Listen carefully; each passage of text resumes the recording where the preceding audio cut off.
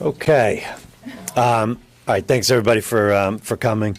Here with Upper Dublin Police Chief Francis Wheatley, and very appreciative for him and his department because they were integral in the arrest of the defendant in this case.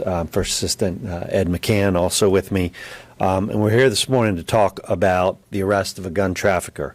Tamir Hartsock is a 23-year-old man from the Gledside section of Abington Township.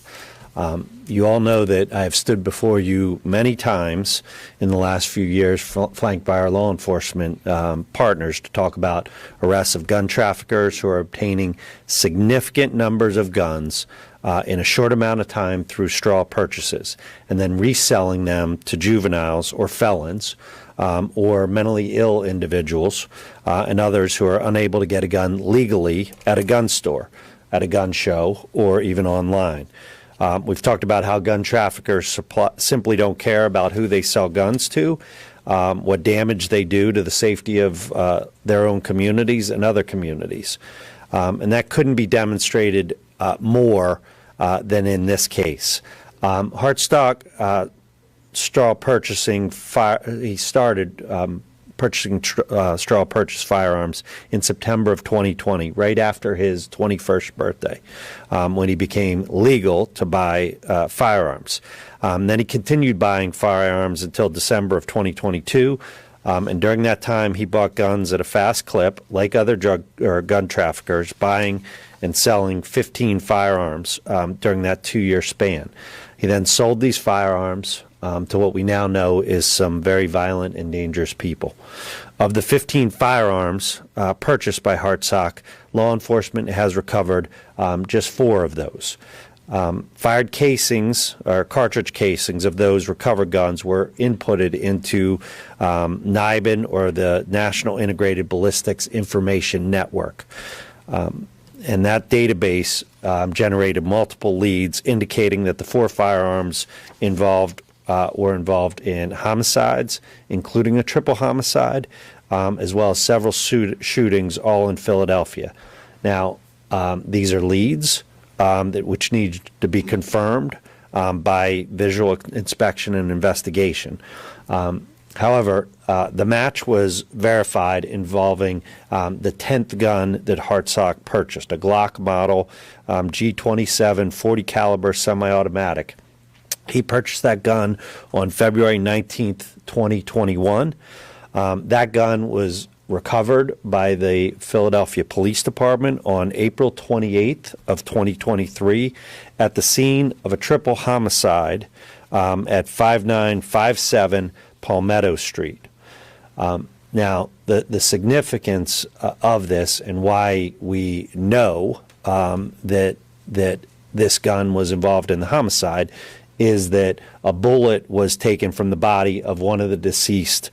That was entered into NIBIN, where that lead was generated, and then that lead was confirmed through a ballistic comparison, finding the bullet came from Hartsock's purchased Glock. So a NIBIN lead was also generated that linked the same gun to a shooting 2 months earlier, on January 23rd, 2023 at 3670 West Indian Lane, and that's also in Philadelphia.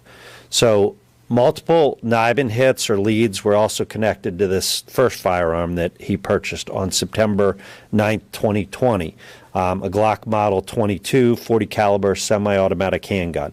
That gun was recovered on September 6, 2022 by Philadelphia police when they heard approximately 50 shots in the Carlisle street area. Police stopped the fleeing vehicle and apprehended 3 occupants, one of whom was in possession of the Glock and was arrested on firearms charges.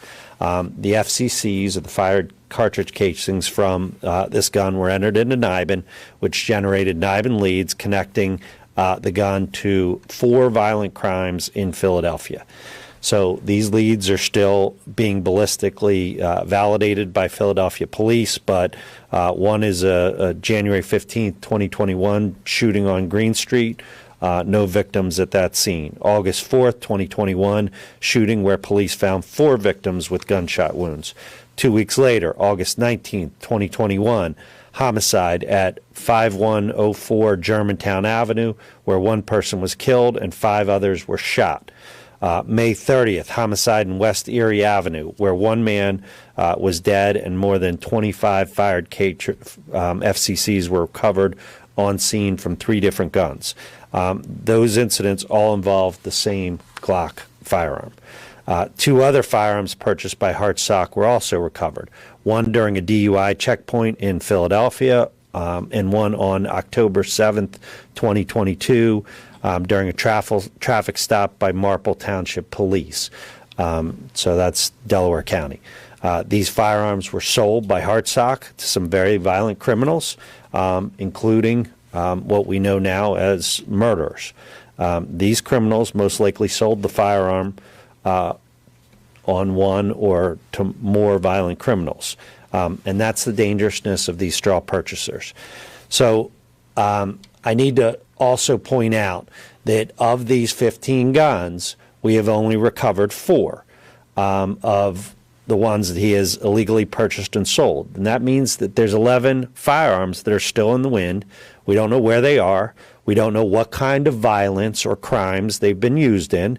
And we don't know what crimes they will be used in. And that's a great concern to all of us. So gun traffickers like Hartsock are enabling violence and murder, and that's plain and simple. Hartsock and gun traffickers like him are a threat to public safety, and we in Montgomery County, along with our local, state, and federal partners, are all committed to stopping illegal gun trafficking that begets murders, shootings, carjackings, armed robberies, and all kinds of violent crime. We're committed to using every tool at our disposal, including our NIBIN technology, to disrupt and take down these gun traffickers. I need to thank all the partners that we have in this. This is multiple agencies. We have our Detective Bureau, which I'll talk about more, but the ATF, Pennsylvania Office of the Attorney General, and please know how focused they are. A few of us were at an event yesterday in the city, and the Attorney General, Michelle Henry, was talking about specific cases involving these type of crimes. Philadelphia Police, Marple Township Police, Upper Dublin, who again played a critical role into getting Hartsock arrested and stopping his illegal activities. Before I take questions, I just want to reiterate a little bit of what we're doing here. This case, and as you look through the affidavit of probable cause in front of you, you'll see an affiant in this. His name is Jamie Kemp. He was the former captain of the Pennsylvania State Police, Troop K. He has stood up here many times with me and announced different things that have come on. So people involved in straw purchasing should know about the team that has been put together.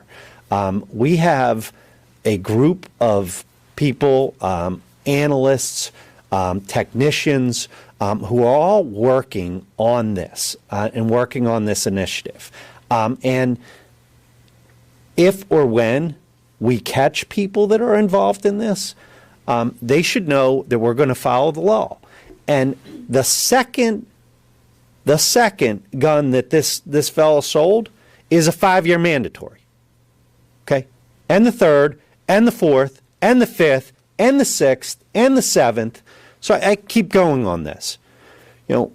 When people are putting these guns onto the streets, they are putting the mechanism of death. They are putting into the hands of violent criminals guns that are being used in violent crimes.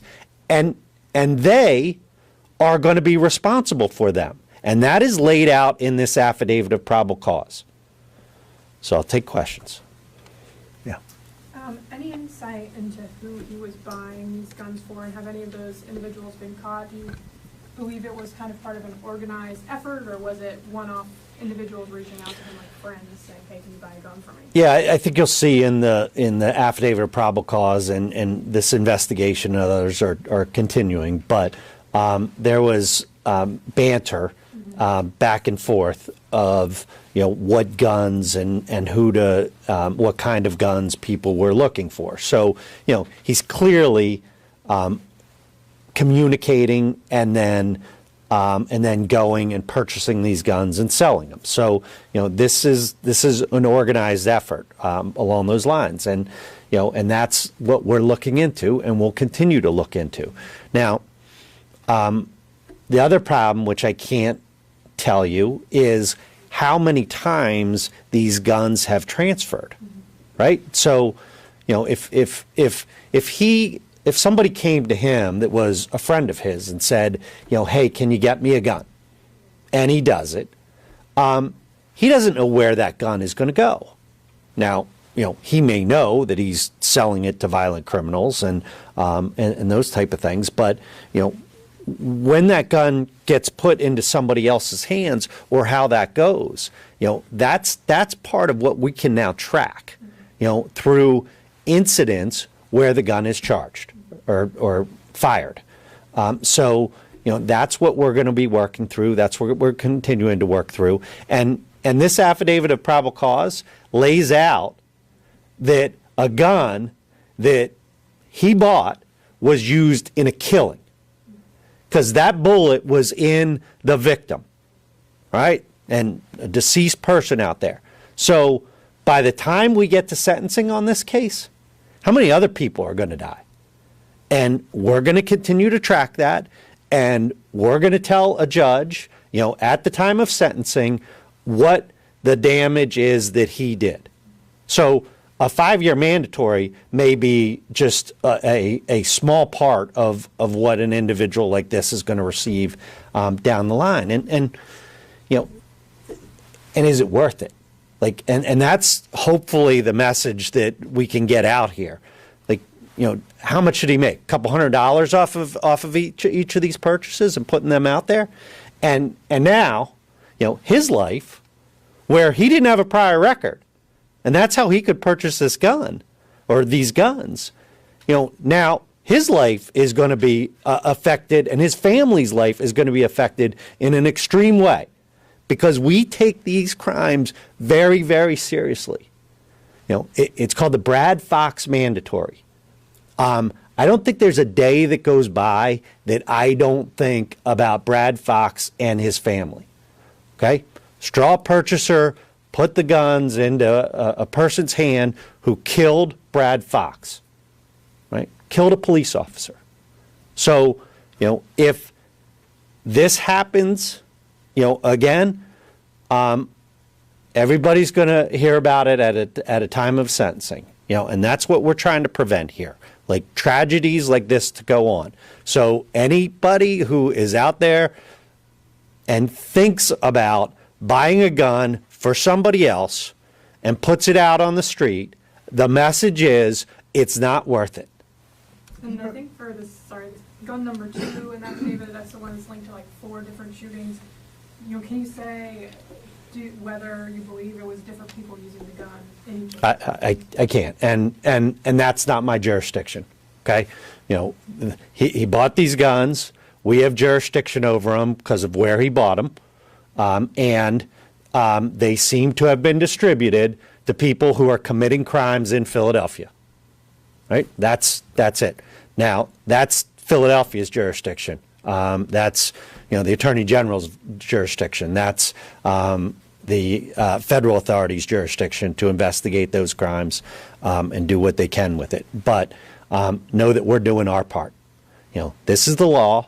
We're following the law, and we are going to make sure that the people that are involved in these type of crimes get the sentences they have earned through their actions. Did he purchase these guns at only Montgomery County gun stores, and how many different places did he go? So, as I understand, there's 3 different places that were involved in this, and they're outlined in the affidavit of probable cause.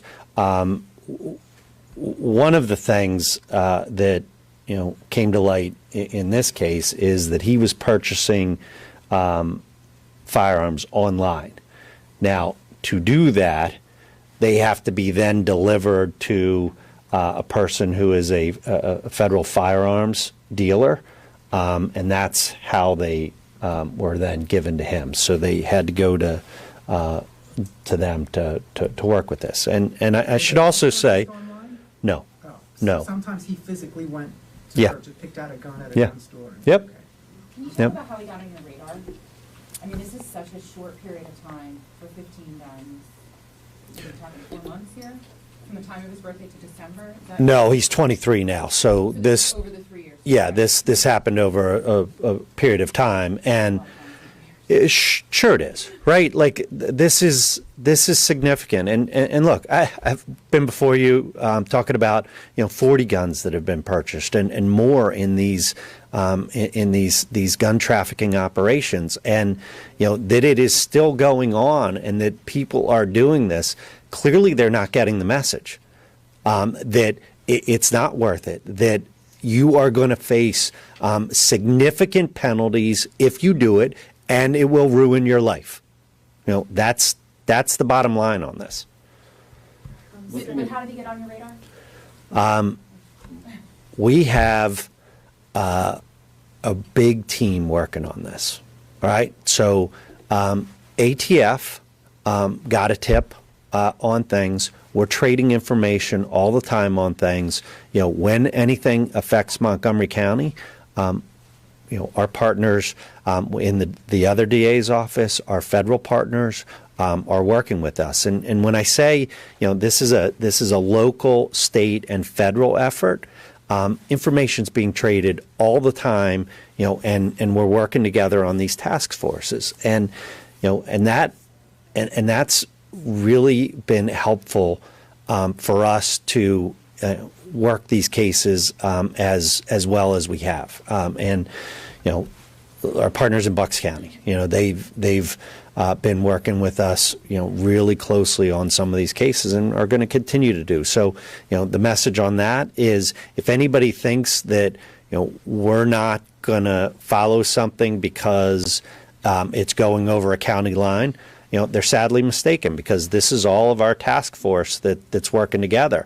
And I think I've mentioned before too, is we have an agreement now where the collar counties are all going to be bringing us their casings to be put into NIBIN.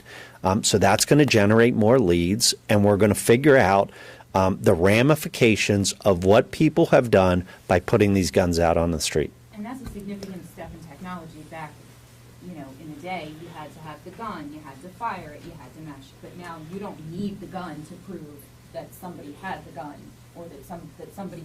You don't need the gun to prove that the one that he bought was used in this murder, and this murder, and this murder. Correct. And that's the significance of this NIBIN technology. And the other aspect of this that has been so important for us in terms of solving, these crimes is, we have a technician here who is very good at what he does. And he is putting, these casings into this machine. And then he is working with 2 ballistic detectives that are experts in this field. So we can know in a very short period of time, what the significance of these casings are and where they're going through these leads. And I'll just harken back into, the homicide of Rachel King. So April 7th, a murder in Philadelphia on Broad Street, where the defendant fired 11 times. 4 days later, on April 11th, he shoots Rachel King in the drive-through of the Dunkin' Donuts. We're able, in a very short period of time, to match up that was the same gun that was used. And then it's the same car that was used. And then there's all these other links that come from this. So that's what this technology enables us to do. And, again, like, these guns are gonna, these other 11 guns that are out there, mark my words, they're going to be involved in other crimes. And also mark my words that the prosecutors from my office are going to be telling a judge what happened and how they were used. You know, and what we have seen is that that has an effect on our judges, and that has an effect on the sentences that these individuals are going to get. So the 15, Yeah, the gun stores, did they do everything right in terms of paperwork and all that stuff, or is there anything different they could have done? Are there any laws you wanted to see changed? 15 guns in a matter of, a year or so? Yeah, I appreciate that everybody wants to put us into the legislature and things like that. They're dealing with the gun bills on the legislature. You know, our job is to enforce the laws, and this is one of the laws that I have to work with. And I will also tell you that the gun dealers here in Montgomery County have been very cooperative with us, and they have been working with us on cases, and I expect that to continue. If it doesn't, I'll let you know. But we've had a good working relationship, and we have been able to go to them and confirm paperwork and do different things that have to be done in these cases. Now, would we like more tools to work with from the legislature? Sure, but that's their role. Mine's to enforce the law. Could you explain that? And I'm asking because I think 3 teenagers were killed in one incident, and then you mentioned the woman just in a Dunkin' drive-through killed. I mean, what tools would you want to see that would make your life easier? I know you're not a legislator. Yeah, let's do that for a longer conversation on things. We have a number of tools that we can work with at this point, and are using them, and I hope that other people will too. Just flipping through this. Oh no, hold on. I said here, Jim. I'll get thank you. you. Yeah. Appreciate that. 15 firearms, is that the total number on record that Hartsock purchased over the course of those 2 years? And that's how you guys got that? That's what we found so far. So there may be more. And could you tell us where the investigation stands, or where there might be leads as far as those other 11 guns go? So here's where the investigation stands. He was first apprehended on May 4th. He went before a magisterial district judge who set bail at $500,000 cash. And then we arrested. He was arraigned this morning on these global charges that you have before you, and bail was set at $500,000 cash. So, $500,000 cash is keeping him behind bars right now, where he can face the charges that we have before him. If during the course of this continued investigation we find that he bought more guns, then we're going to add those and add new charges. And that's how this goes, and that's where the investigation stands right now. I can talk about an affidavit of probable cause and an arrest here, but know that our investigation continues to see where these guns went to, and any other criminal activity they were involved with. Yeah, Jim. Just flipping through the complaint. Mhm. I see one dealer listed at least 10 times in the course of about a year. You say there's cooperation, but that sounds like something that might raise a red flag sooner.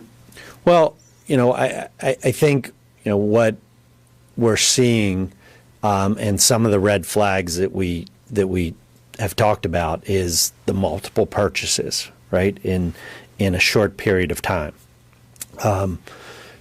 We hope that when the gun dealers see this, that they will tip us off to it, and then as you see, it's laid out. Like, a lot of these guns came from one of the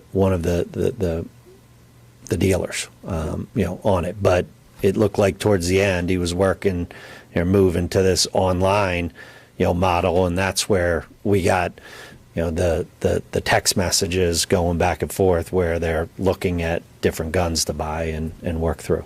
Was there any contact from that gun dealer? Not that I'm aware of.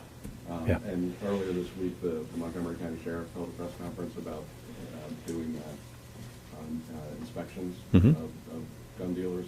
Said your office is involved. What kind of role will you play in that? And how? I don't know that he said that our office was involved. That's a sheriff's initiative to it. I believe, as my understanding, he said if he finds criminal activity, he'll refer it to us. He said he's Um, to the gun crimes unit. Okay. Could we hear from Chief Wheatley as well, and also the Chief of the Detective Bureau about their Department Bureau? Chief of the Detective Bureau isn't here. This is the First Assistant District Attorney, Ed McCann. Do you want to talk about the arrest? Sure. All right. The question is? Yeah, if you can just walk us through how your department was involved in this arrest. Yes, so we work obviously very closely with the District Attorney's Office and the Montgomery County Detective Division. They notified our agency that the suspect in this case lived in Upper Dublin Township. We worked with them to identify possible place of employment. We've identified a place of employment. One of our detectives went out looking for him and found him in his place of employment. Where was that? It was a Wawa in Cheltenham Township. With the release of his mugshot, are we looking to see if other people have had contact with him? I mean, obviously, we still want to know more about this guy, yeah? Of course. Yeah, we're any information the public can provide if somebody's familiar with guns or somebody bought a gun from him and wants to get it to us, that would be important. I don't expect it, but I'm hopeful. Yeah, don't ask. Right? We would love the public's help on this. So he had a day job. He was working. He was employed at a place that does check you out, and this is how he was making money, or was it just a pick? Like what? So I can't tell you how much he made off of each gun, but I can tell you he was doing it for a significant period of time. Yes, at the time of his arrest, he had a job, and we're glad that he was taken off the way he was, because then we had search warrants and we found other guns, and so that's something that's dangerous, right, for law enforcement to be involved with, and again, that's why I can't emphasize enough the partnerships from the local level and how closely everybody works together, the state level with the Attorney General's office and our federal partners. ATF has been significantly involved in this, and their initiative here, putting NIBIN machines in places all over the country, and federal requirements now that all the firearms or the fired casings have to be put into NIBIN from all the federal agencies. This database is just going to get bigger and bigger and bigger. And that technology is going to help us be a pointer system to where we need to go and what we need to investigate. And I have the resources and the team to do it. And I am very, very confident that this is not the last time you'll be hearing from us on gun investigations. Just to be clear, under state law, if I buy a gun and I don't report it lost or stolen or anything, and that gun's used in a crime or a murder or whatever, there's nothing, I'm in no way responsible. But there's nothing that can, other than if you do this really intense investigation into straw purchases to track it back, there's nothing that I'm legally responsible for that gun, even though I bought it, never reported it lost or stolen, and it was used in a crime. Yeah, I don't know if you were following the legislative efforts that were made earlier in the week. I understand that there were two bills that passed out of the House, and one that did not. The one that did not was lost and stolen, meaning that someone is not required to say that their gun had been lost or stolen. But we're investigating these cases. He didn't report any of these lost or stolen, and we were able to show that these guns are going out and they're getting in the criminal's hands. And he doesn't have any of these guns anymore. And we looked at social media, and we're looking at all other types of things. So, we're doing these investigations, and yes, they're intensive, but they're important, and they're really important, and we're going to continue to do them. And I got a great team doing it. You had a question? Yeah, on the triple homicide on Palmetto Street, the gun was at that, or the bullet was only linked to one of the bodies that was killed. It wasn't Correct. That gun wasn't used to kill all three of them. That's my understanding. So the weapon was found at the scene, and one of the bullets in somebody who was deceased among those three was linked up to the gun, and that links back to Hartstock and his purchase. And I understand that, like, the investigation of that incident may be outside of your, is outside of the jurisdiction. It but, is.